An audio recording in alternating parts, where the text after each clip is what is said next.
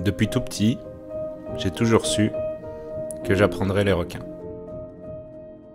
Je ne pensais pas alors au côté professionnel de la chose, ni même au côté humain. Tout ce qui m'intéressait, c'était d'apprendre à parler un jour le langage animal.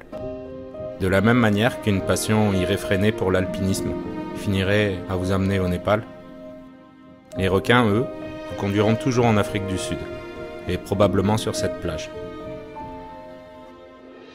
Il est marrant que l'utilisation d'un appât fasse parfois débat, sachant qu'ici, elle n'était au départ qu'une stratégie de diversion des chasseurs pour éloigner les gros requins du récif pendant leur session de pêche matinale afin d'éviter les accidents.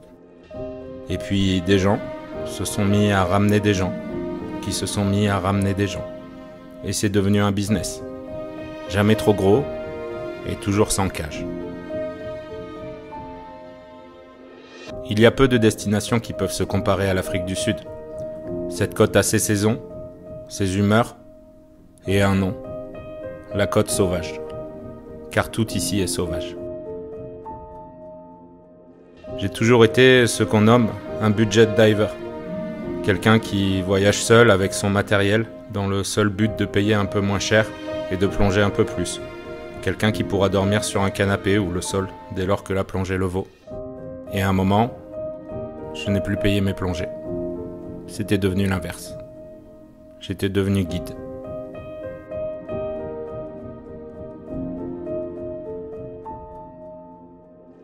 Le pourquoi et le comment du clic qui provoqua ce changement est une très très longue histoire.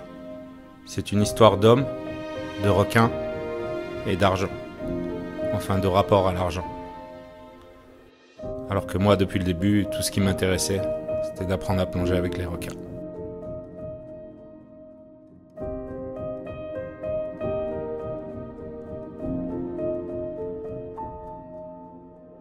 Cela peut parfois sembler complexe, tant leur singularité physique relève parfois d'un simple détail, une cicatrice ou une forme d'aileron particulière. Mais chacun de ces requins a sa propre personnalité. Et pour moi, depuis le début, ils ont chacun leur prénom.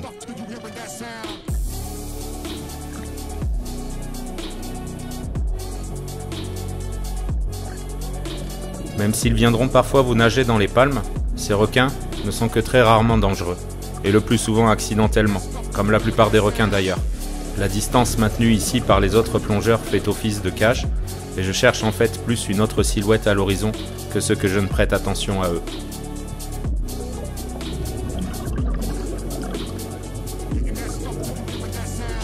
Il existe un lien électrique entre le guide et le groupe de requins. Ces animaux se lisent et se ressentent, et c'est la même chose avec tous les animaux que j'ai pu rencontrer sous l'eau. Et ce, qu'il y ait un appât ou non. Et je dois avouer que j'ai eu la chance d'apprendre à plonger avec un prof, disons, plutôt doué en mollusques. Quelqu'un qui m'a montré, avant même ma première plongée à pas, que la curiosité animale, des fois, ça se crée. Et du coup, j'ai pris la suite.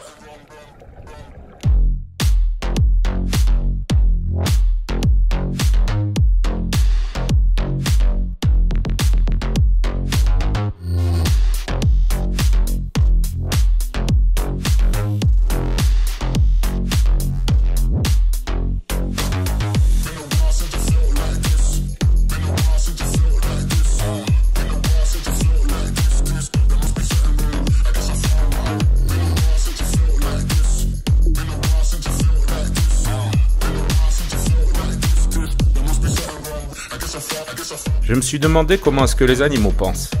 Et je me suis mis à étudier comment ils bougent. Pas que sur la planète, mais aussi sous l'eau, là, face à nous.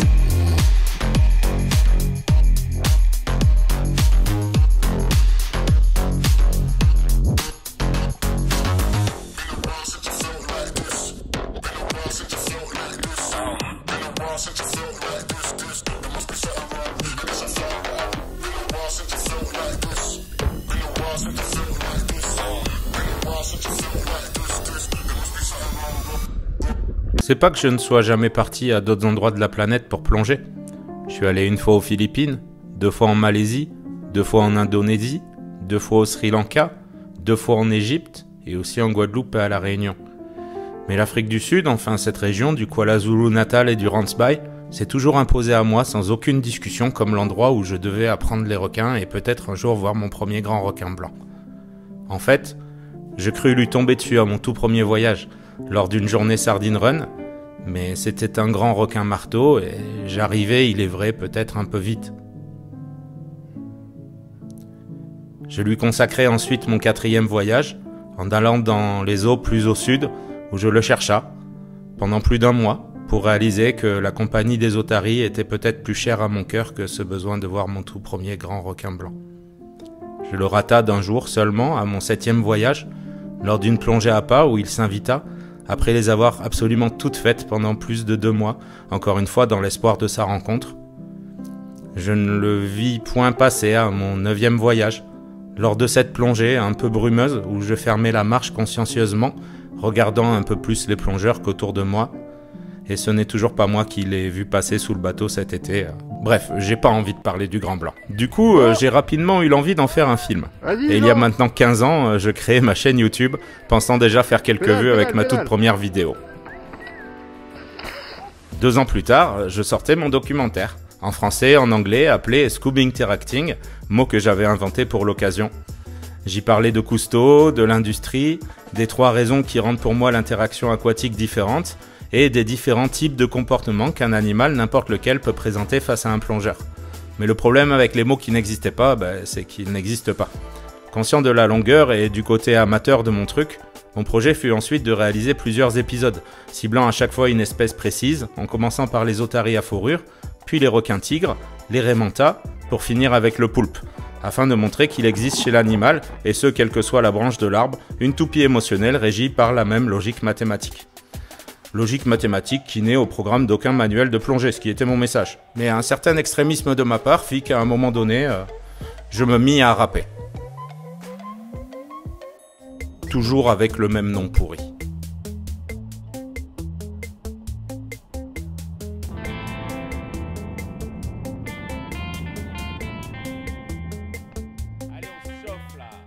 I always say, when I've been a grown-up, I'll be a diver.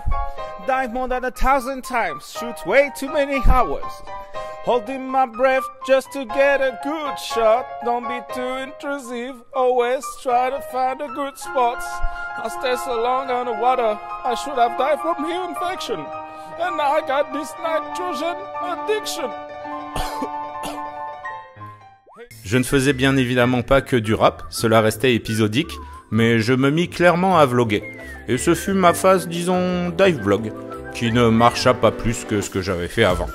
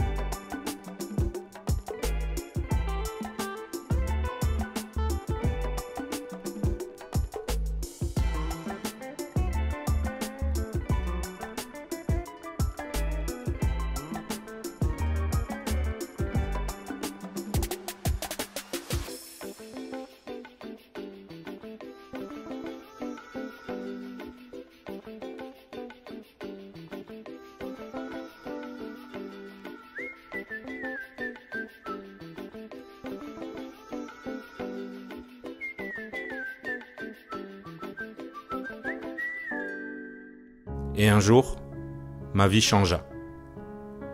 J'étais alors l'un des plongeurs les plus heureux que vous auriez pu croiser dans l'océan Indien. J'avais une salle de cours où je vendais au chapeau ma spécialité sur la toupie émotionnelle et le mouvement animal. J'avais pas grand monde, mais je m'en foutais. Parce que je plongeais, tous les jours. Parfois que pour moi, parfois pour les autres, mais toujours avec mes GoPro et mon micro. Et il faut pas que vous me preniez pour un photographe. Je hais la photo. Je trouve qu'il y a parfois jamais plus de distance entre l'homme et l'animal qu'au moment où le plongeur prend sa photo. Non, moi j'aime filmer, en continu. J'ai toujours filmé avant tout pour pouvoir re-regarder les images au ralenti, identifier les individus et analyser leurs mouvements.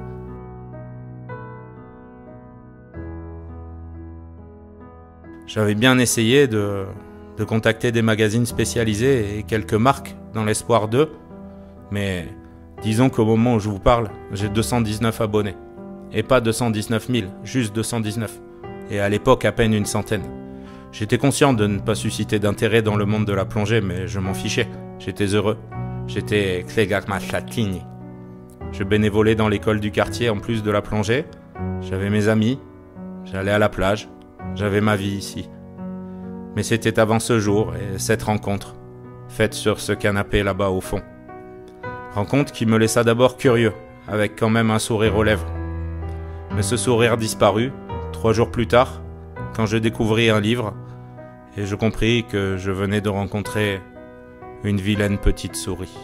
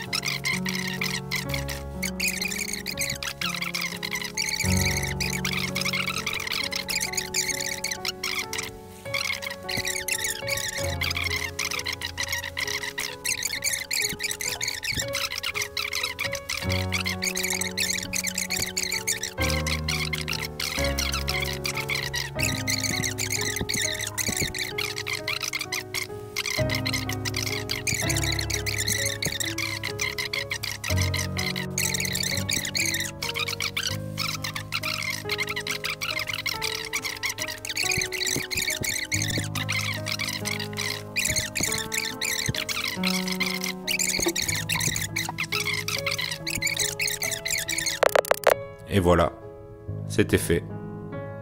J'étais noir. Et j'allais le rester encore pendant un bon moment.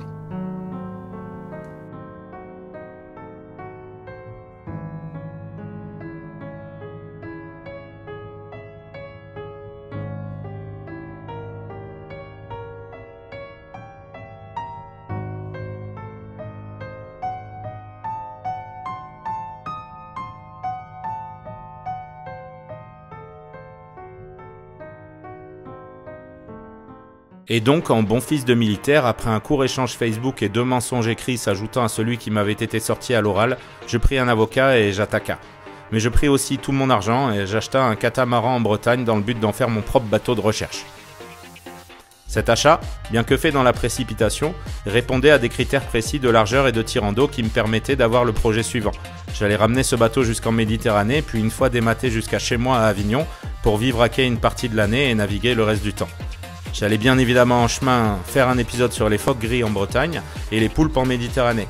J'allais inviter des artistes connus que j'aimais bien à venir plonger avec moi pour faire connaître ma chaîne.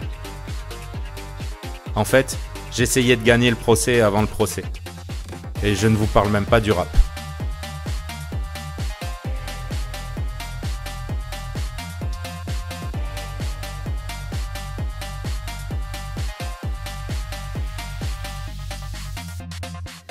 Sauf que ce bateau avait en fait des fissures structurelles à ses 2 coques. Fissures qui avaient été maquillées et que je découvris 8 jours avant mon départ. Le tout pour rester bloqué à quai 1 mois et demi, tant que le vieux me rende mes sous. Et du coup, je suis retourné en Afrique du Sud. J'y passais alors 2 fois 3 mois par an, couvrant la période du tigre et de la sardine.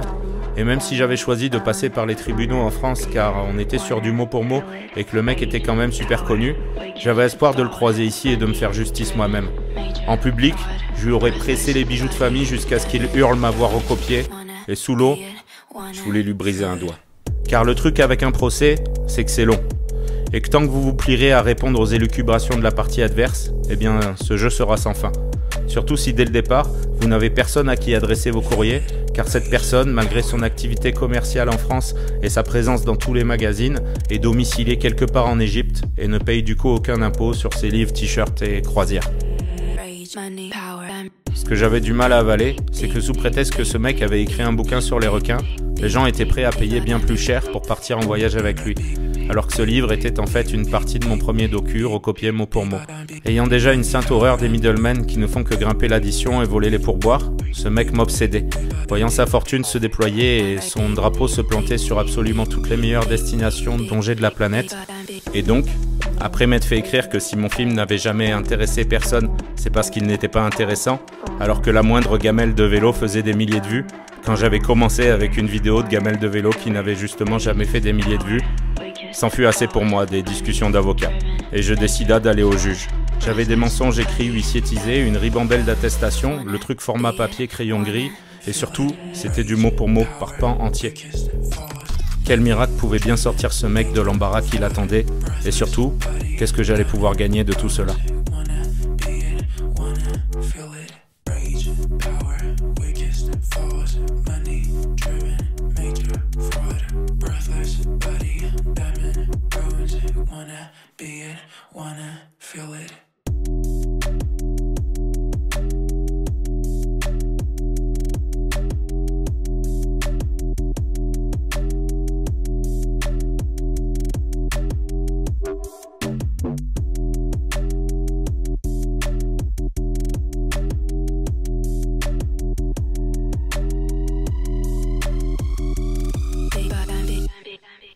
Mais avant même de parler de gagner quoi que ce soit, il y avait quelque chose que je commençais à perdre, de manière insidieuse, sans même m'en rendre compte.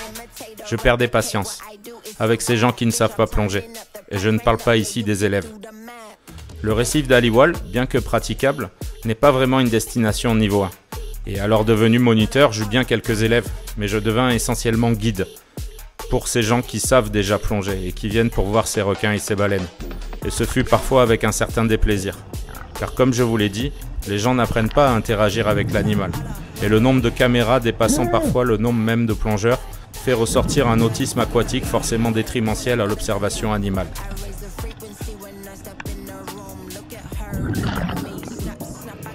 Je me suis surtout rendu compte que beaucoup de gens venaient avant tout pour chercher une image, plus qu'un savoir, et que l'intérêt du groupe passera très souvent après celui du plongeur moyen. Et disons que quand cela n'affectait que la qualité de la plongée, c'était une chose que j'arrivais à supporter. Mais lorsque cela se mit à affecter la sécurité du groupe, eh bien, je perdis patience. Et puis je fus puni, à cause d'un truc que je fis. J'avais supporté ce mec qui, délibérément, refusait de mettre ses pieds dans les straps, au départ, malgré qu'on lui en ait expliqué l'importance.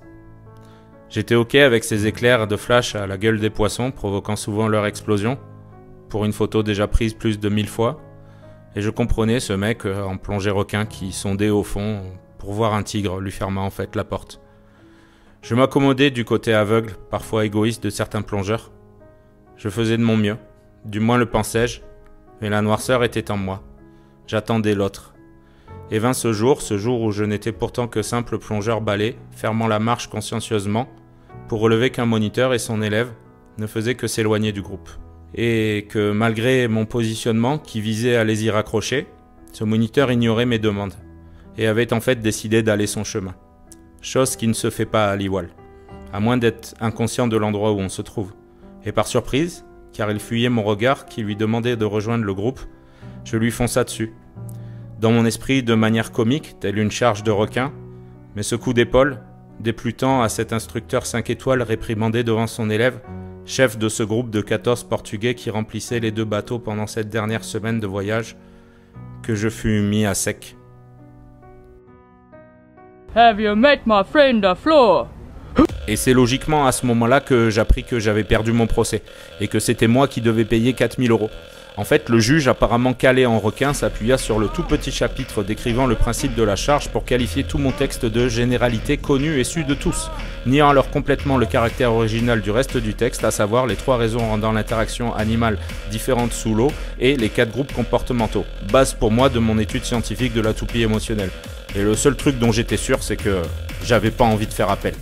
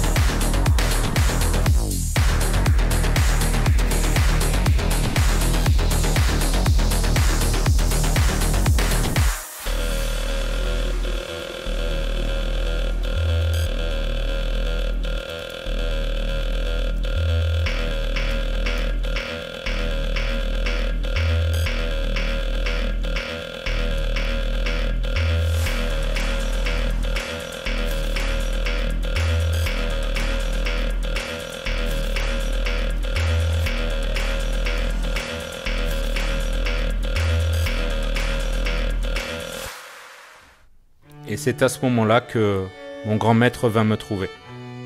Rétrospectivement, à cette période, je ne chassais plus que 2 choses, la baleine morte et l'autre et ceux du Ransby au sud de Mozambique. En fait, si vous voulez voir un grand blanc sans cage, il n'y a pas de 1000 options, et de loin la meilleure restera la baleine morte. Tous les ans, au mois de juillet, pic de l'hiver, se produit la migration de la sardine, qui chale avec elle des milliers de dauphins, des centaines de baleines, des millions d'oiseaux, et ravit le requin déjà en présence dans ses eaux. Et donc parfois, entre juillet et août, eh bien, une baleine y reste, et flotte à la surface pendant quelques jours. Mais ce jeu est tout sauf facile, car en moins de temps qu'il ne faut pour le dire, la dépouille peut être emportée au large ou s'échouer sur la plage et dès lors, pas de spectacle. Mais si vous parvenez assez rapidement à ancrer cette carcasse au récif en l'y attachant à l'aide d'une corde passée autour de sa queue, cela la prémunira de la dérive du courant et vous pourrez plonger. Exactement comme l'a fait Emo, avec la dernière baleine morte qui a fini par ici. Et à bien y réfléchir, il fut tout à fait normal que ma quête me conduise à Emo Pirzental. En fait, dans mon histoire, Emo, c'est un peu Yoda. Et je dis ça parce qu'il y a là-bas un Dark Vador qui prétend avoir été le tout premier. Sauf que ça, et Emo s'en fout. Et dans une certaine mesure, il m'a pris à tourner le dos au côté obscur de la jalousie qui m'habitait alors encore. Je compris que j'avais en fait bien plus de chances d'être là, en plein Sardine Run, avec lui, plutôt qu'aux Bahamas, dans un hôtel, avec 15 débiles adeptes de PowerPoint. En fait, Emo me reconnecta avec ce plaisir simple et primaire, ce rêve d'enfant, respirer sous l'eau. Il m'expliqua que passer ma vie à me battre contre des adultes qui ne penseraient jamais comme moi était vain. Il m'encouragea à tout mettre sur les enfants en me donnant carte blanche pour utiliser sa maison et sa piscine, ce que je fis. Je rencontrai aussi un autre univers, celui de la désintox, ce monde où les gens reviennent parfois de tellement loin qu'ils seront toujours heureux d'être là, sur un bateau, au milieu de la mer, même s'il ne s'y passe rien. Des gens qui filment avec leurs yeux et écoutent avec leur cœur. Des gens qui prient avant de manger et parfois avant de plonger. Avec Emo, je trouve à ma place.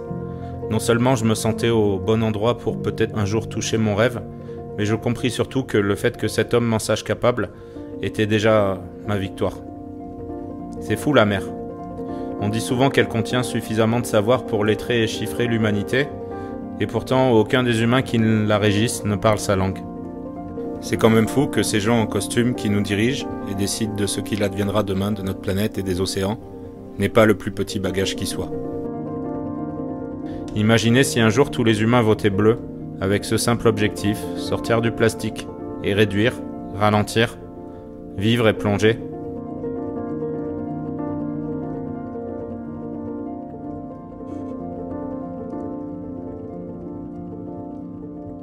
Autant que j'aime les requins, j'aime peu en parler, avec les adultes j'entends, car cela dresse toujours une barrière entre moi et mon interlocuteur qui me voit alors soit comme le fou, soit comme le brave, et je ne peux alors lui donner mon message, que d'une certaine manière, on est tous pareils.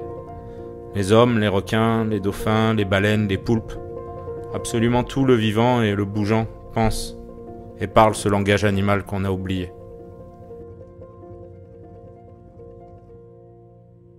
Et c'est donc en rentrant en France que je ressentis quand même une certaine colère. Car certes, j'avais trouvé mon grand maître et j'avais toujours le plaisir de me payer un billet d'avion 2 fois par an pour aller en Afrique, chasser le requin-tigre et la baleine morte. Mais l'autre, pendant ce temps, se tapait 20 voyages plongés requins par an, dans les spots où je ne pourrais même jamais aller, et en gagnant un max de thunes, car des gens étaient prêts à payer plus cher pour partir avec un expert. Il y a quand on parle de requins ce que l'on nomme la soupe, le blabla, entendez les informations générales extérieures sur telle ou telle espèce, et croyez-moi la soupière est immense. Et il y a la pointe, entendez le cœur du sujet, le noyau, la toupie émotionnelle, ses clics, la personnalité, la chasse, les risques, les histoires. Cet immeuble que je souhaitais démolir me faisait penser à certaines branches des arts martiaux, où absolument tout le monde porte des ceintures noires et croit au chi et au Din Mac. Un truc hors sol, déconnecté du réel. En fait, c'est ce que je pense de l'industrie de la plongée et de l'industrie en général. Ces moquettes, ce besoin de nouveauté imposant cette obsolescence, cet empirisme qui fait qu'on fait les choses ainsi et non comme ça, sans aucune modération.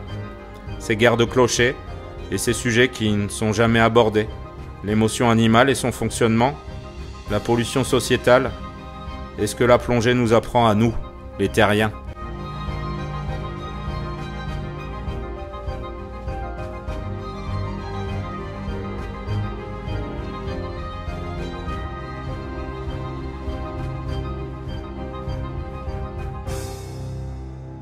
Et tout ça m'amena à accepter que j'avais quand même un besoin d'adrénaline.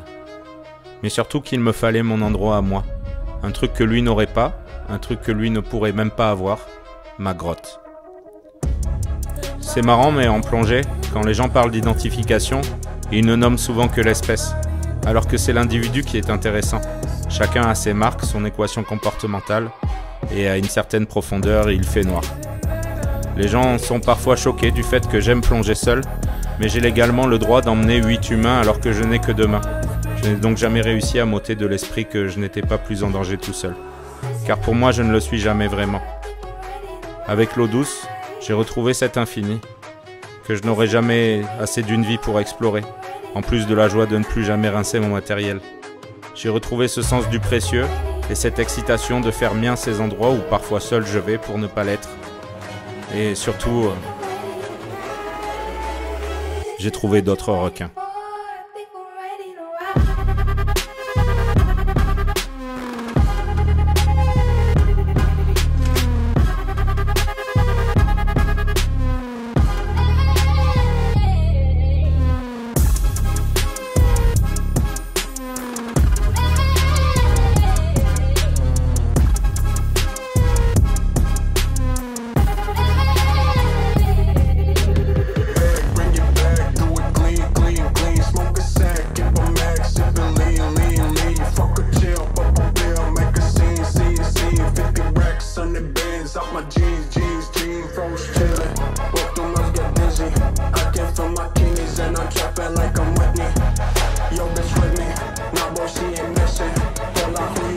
I said, hold up, got my glizzy, bang, bang.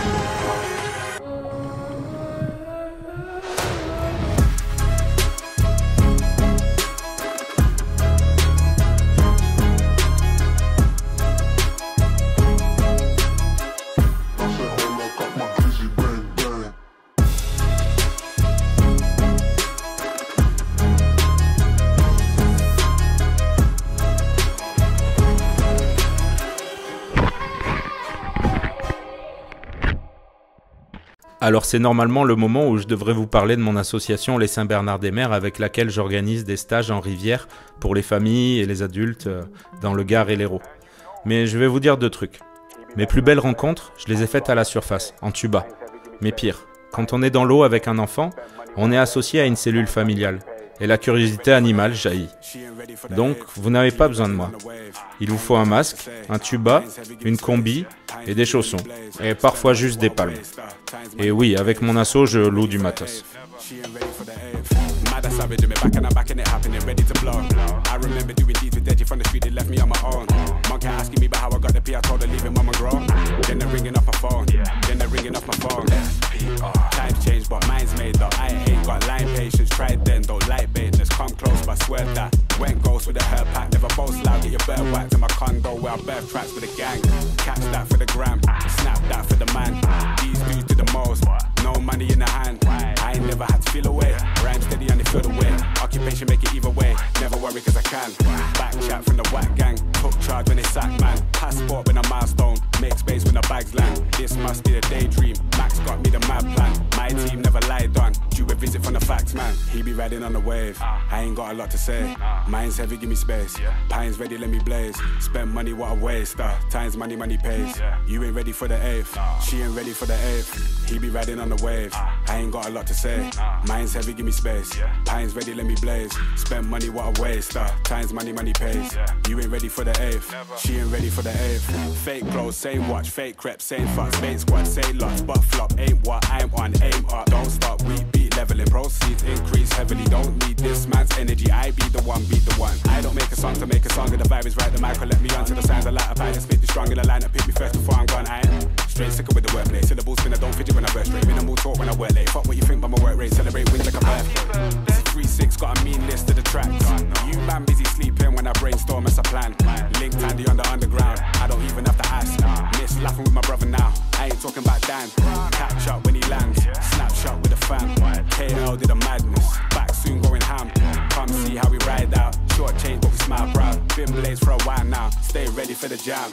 He be riding on the wave, I ain't got a lot to say. Mine's heavy, give me space, Pines ready, let me blaze. Spend money, what a waste, times money, money pays. You ain't ready for the 8th, she ain't ready for the 8th. He be riding on the wave, I ain't got a lot to say. Mine's heavy, give me space, Pines ready, let me blaze. Spend money, what a waste, times money, money pays. You ain't ready for the 8th, she ain't ready for the 8th. Et puis je suis retourné en Afrique du Sud. Parce que les crues, parce que le froid, et peut-être simplement parce que je pouvais. Mon grand maître était parti, j'étais sans emploi et sans réel autre but que celui de plonger. Mais il s'est trouvé que, maintenant détaché de ma colère, j'étais redevenu celui que j'étais avant tout ça. Mais en mieux, nourri, apaisé, aimé. Et on m'a repris comme guide au Sardine Run. Et comme ça, en un claquement de doigts, je me suis retrouvé exactement à l'endroit où je devais être. Au bon endroit, au bon moment. Je sais pas si j'aurai ma baleine morte un jour. Je sais que je finirai par voir un grand blanc, mais ma baleine morte, j'en sais rien. Par contre, je sais une chose, c'est que j'en aurai plein de vivantes. Et surtout que j'ai atteint mon but.